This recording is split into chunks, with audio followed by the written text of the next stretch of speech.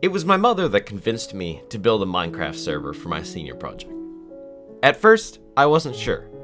It can sometimes be difficult to see your hobby as a valuable learning opportunity. I was worried that others would see it as just a lazy senior trying to play Minecraft for school. At the time, I never imagined that, over the next year, I would be operating on computers, hiring staff, building games, coding data packs, and meeting interesting people from halfway around the world. It's been an amazing project, and I'm excited to share my story with you. This is my journey in building a Minecraft server.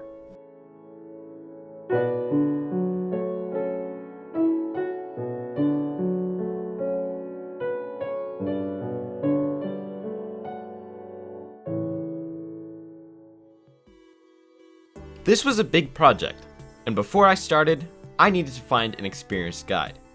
Luckily, I had the best. My mentor was Chad Robertson, an experienced technical leader in the video game industry.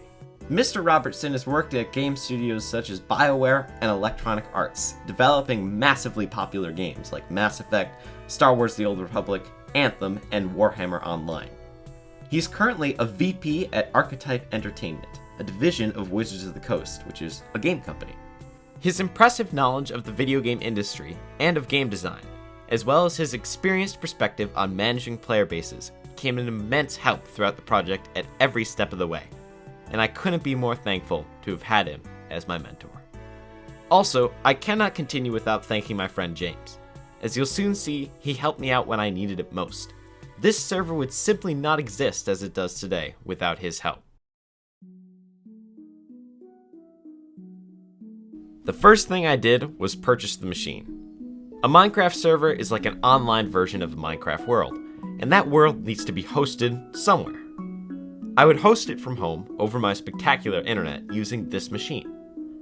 Work began. I set up an AMP instance, the remote management panel. I designed the hub from which players would be able to access all the worlds. I built a website to house useful information, constructed a Discord where players could communicate, and configured the plugins that would make the server unique. Swankcraft was born. But there was a snag. The machine I purchased started malfunctioning. I would turn it on, and it would turn itself off seconds later. After some research, I came to the conclusion that it must be overheating. The fan needed to be replaced. Sometimes projects take unexpected turns, and this definitely qualifies. I found myself kneeling in the middle of an office, computer parts scattered around me, trying to insert the new fan. After 3 hours of careful surgical work, where I was removing every single part, trying to get to the fan, I was met with a crushing disappointment. The fan didn't fit. It turned out that my computer was unique compared to others of its brand, and not in a good way. The sockets anchoring the fan to the case were different, and I wasn't able to find a suitable replacement fan. This could have killed the server before I'd even had a chance to launch it, but for a lucky opportunity. My friend James had stumbled upon a large bounty of free, high-quality computers. A computer company was upgrading their tech, and he was in the right place at the right time. Because I had the better internet at the time, we shipped the computers to my house, and I got to work. I used a special extension of Spigot, the server platform, known as Bungee, to connect the computers, making the whole system much more efficient. Whereas we were only going to have up to 20 people online with the previous setup, we could now house up to 40. With that, we were ready for the full release. Or so we thought. I set up the stats page after learning MySQL and using a special plugin to track our progress, and we hammered out invites using the official Minecraft Discord. At first, we saw massive spikes of 13, 14, 15 people. We thought it was going perfectly. But they didn't stay. Soon, the server was only averaging a few players a day. After some reflection, I discovered a paradox. People want to play with others. That's why they join servers. But when a server is new, there's no one on to play with, so nobody joins, and thus there's no one to play with, and so on. How do we engage the community? We adapted. We hired staff from the remaining community to help with invites. We started inviting at different times of day. We created special events and event worlds. but the first of which was a completely underwater Minecraft world, shown here. We held playtime events to make others feel engaged, like this battle event, shown here. These events jump-started our community, bringing people together and providing the connection they craved. From then on, while we didn't reach those initial heights we'd seen before, we did find a consistent and dedicated player base.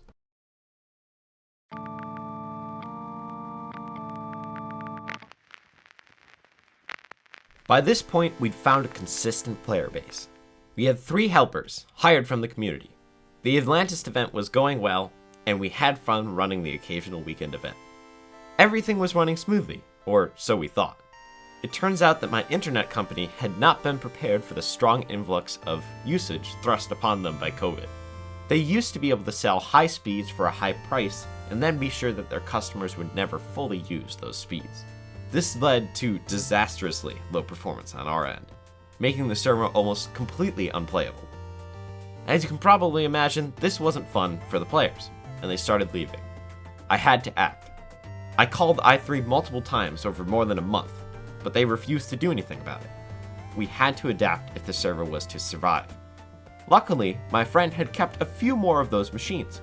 He was able to plug them in at his house. I, of course, can still access them remotely through AMP. After the switch, the difference was staggering. No more lag, no more complaints, and people started playing again.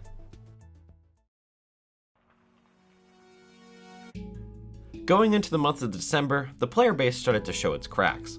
We had recently added a special plugin known as Geyser that allowed players from different versions of the game that usually couldn't play together to play together. This had substantially increased our player base. But after a little while, we started to see a problem. We've been using the same world for 2/3 of the year now, and people were starting to get bored. There just wasn't much to do anymore, as they completed it all. By now, if there was anything I had learned, it was that evolution is necessary. We can't just keep doing the same thing over and over. So we opened it up to the helpers. First, we had the idea to run a bunch of winter-themed events, and it ended up going really well, boosting interest around the holidays. But after that, we needed something else. Starting over the winter break, we began work on our first full game, Dungeons.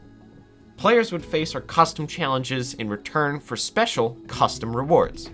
This is probably our crowning achievement because of its replayability. Previous events were one time. This stays up forever. It also gave me the opportunity to finally learn how to code my own data packs for the server. Since then, I've been getting better at hard coding our events into the game. Here are some examples. I made this function, which summons the enemies randomly in dungeons. I made this, which checks the light level of the players. I made this battle event. And finally, I made this fully automatic wood collecting event. It's a lot more exciting than it sounds. The data pack and dungeons have opened up a whole new world for adaptive and interesting ways to keep players engaged, and I look forward to see where it will take us in the future.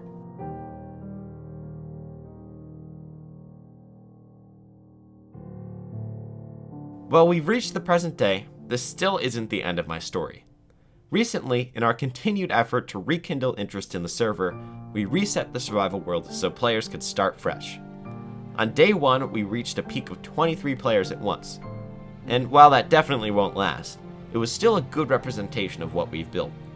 We've built a community where players can connect and create together. Right now, that's more important than ever.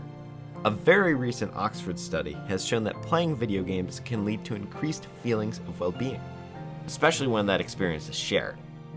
Online experiences like Swancraft have the potential to provide that much-needed connection, and it's definitely provided that connection for me.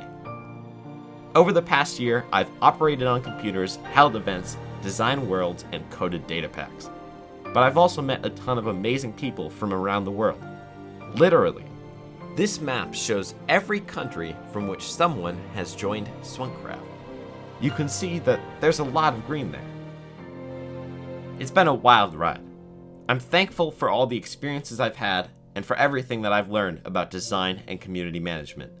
I'm thankful to my mentor, Chad Robertson, who helped me through the design process and through the difficult times.